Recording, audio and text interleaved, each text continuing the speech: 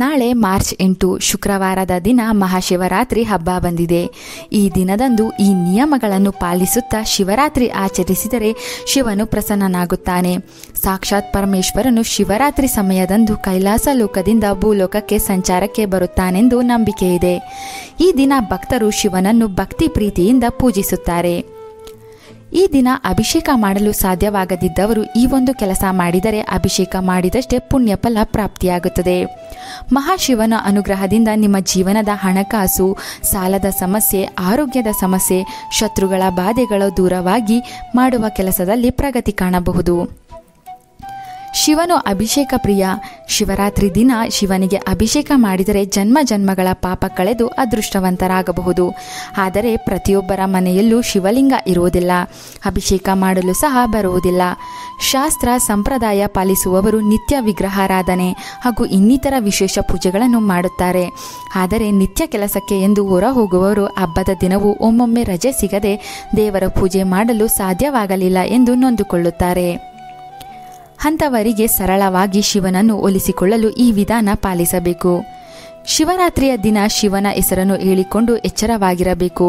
ಸ್ನಾನ ಮಡಿಗಳನ್ನು ಮಾಡಿಕೊಂಡು ಮನೆಯಲ್ಲಿ ಶಿವನ ಫೋಟೋ ಇದ್ದರೆ ಶಿವನಿಗೆ ಕಣಗಲೆ ಹೂವು, ಸೇವಂತಿಗೆ ಹೂವು, ದಾಸವಾಳದ ಹೂವು, ನಾಗಪುಷ್ಪ, ಮಲ್ಲಿಗೆ ಹೂಗಳಿಂದ ಅಲಂಕಾರ ಮಾಡಬೇಕು. ಶಿವನ ಮುಂದೆ ಮರೆಯದೆ ತುಪ್ಪದಿಂದ ಅಥವಾ ಎಳ್ಳೆಣ್ಣೆಯಿಂದ ದೀಪಾರಾಧನೆ ಮಾಡಬೇಕು. ಶಿವನ ಫೋಟೋ ಮುಂದೆ ಬಿಲ್ಪತ್ರೆಗಳನ್ನು ಇಟ್ಟು ನಮಸ್ಕಾರ ಮಾಡಿಕೊಳ್ಳಬೇಕು. ಶಿವನಿಗೆ ಪ್ರಿಯವಾದ ತಂಬಿಟ್ಟು, ಎಳ್ಳಿನ ಉಂಡೆಗಳು, ತೆಂಗಿನಕಾಯಿ, ಬಾಳೆಹಣ್ಣು, ಒಣ ದ್ರಾಕ್ಷಿ, ಒಣ ಖರ್ಜೂರ ಇಟ್ಟು ಧೂಪ, ದೀಪ, ಆರತಿ ಬೆಳಗಿಸಿ ಶುದ್ಧ ಮನಸ್ಸಿನಿಂದ ಬೇಡಿಕೊಳ್ಳಬೇಕು. ಶಿವನ ಮುಂದೆ ಕುಳಿತು ಭಕ್ತಿಭಾವದಿಂದ ನಿಮ್ಮ ಕಷ್ಟಗಳನ್ನು ಹೇಳಿಕೊಳ್ಳುತ್ತಾ ಶ್ರೀ ಶಿವಾಯ ನಮಃ ಎಂದು 108 ಬಾರಿ ಅಥವಾ ಓಂ ನಮಃ ಶಿವಾಯ ಎಂದು 108 ಬಾರಿ ಹೇಳಿಕೊಳ್ಳಬೇಕು. ನಮಗೆ ಯಾವುದೇ ದೊಡ್ಡ ಮಂತ್ರ ಶ್ಲೋಕಗಳನ್ನು ಹೇಳಿಕೊಳ್ಳಲು ಬರುವುದಿಲ್ಲ ಎಂದರೆ ಈ 2 ಮಂತ್ರ ಹೇಳುತ್ತಾ ಶಿವನಿಗೆ ಪ್ರಾರ್ಥನೆ ಮಾಡಿಕೊಳ್ಳಬೇಕು. ಶಿವನಿಗೆ ಮನೆಯಲ್ಲಿ ಅಭಿಷೇಕ ಮಾಡಿದರೆ ತುಂಬ ಒಳ್ಳೆಯದು. ಮಾಡಲು ಸಾಧ್ಯವಾಗದಿದ್ದರೆ ಮನೆಯಲ್ಲಿ ಬೇಗ ಪೂಜೆ ಮುಗಿಸಿ ನಿಮಗೆ ಹತ್ತಿರವಿರುವ ಶಿವನ ದೇಗುಲಕ್ಕೆ ತೆರಳಿ ಅಲ್ಲಿ ಮಾಡುವ ಅಭಿಷೇಕದ ದರ್ಶನ ಮಾಡಬೇಕು.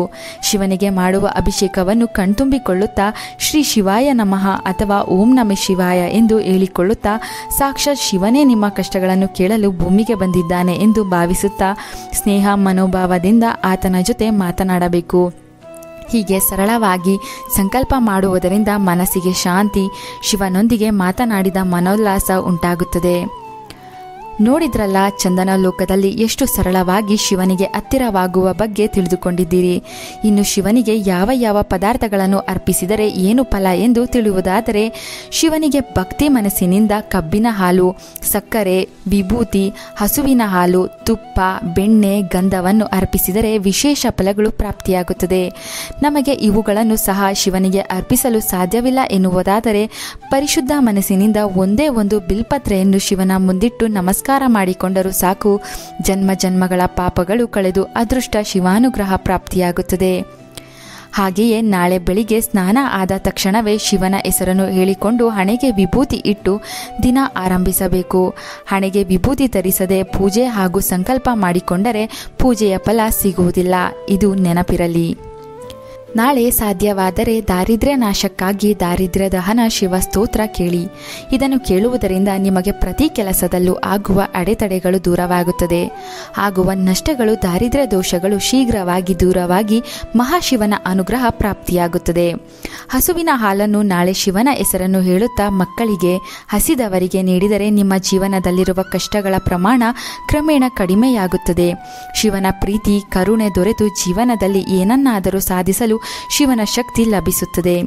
ಶಿವನ ಪ್ರೀತಿಗೋಸ್ಕರ ಮರೆಯದೆ ಪಾಯಸ ಅಥವಾ ಪಾಯಸಾನ್ನವನ್ನು ಸಹ ನೈವೇದ್ಯವಾಗಿ ಅರ್ಪಿಸಿ ಜಾಗರಣೆ ಮಾಡಿ ಶಿವನ ದರ್ಶನ ಮಾಡುತ್ತಾ ಸ್ವಚ್ಛ ಮನಸ್ಸಿನಿಂದ ಹಬ್ಬವನ್ನು ಆಚರಿಸಿ. ಎಲ್ಲರಿಗೂ ಮಹಾಶಿವರಾತ್ರಿ ಹಬ್ಬದ ಶುಭಾಶಯಗಳು. ಇಂತಹ ನೀವು ತಿಳಿಯದ ಸರಳ ಪೂಜೆ, ಅನೇಕ ಆಚಾರ ವಿಚಾರಗಳ ಬಗ್ಗೆ ಮಾಹಿತಿ ಪಡೆಯಲು ತಪ್ಪದೇ ಚಂದನ ಲೋಕ ಯೂಟ್ಯೂಬ್ ಚಾನಲ್ ಸಬ್ಸ್ಕ್ರೈಬ್ ಮಾಡಿ. ನಮ್ಮ ಫೇಸ್ಬುಕ್ ಪೇಜನ್ನು ಫಾಲೋ ಮಾಡಿ. Thank you.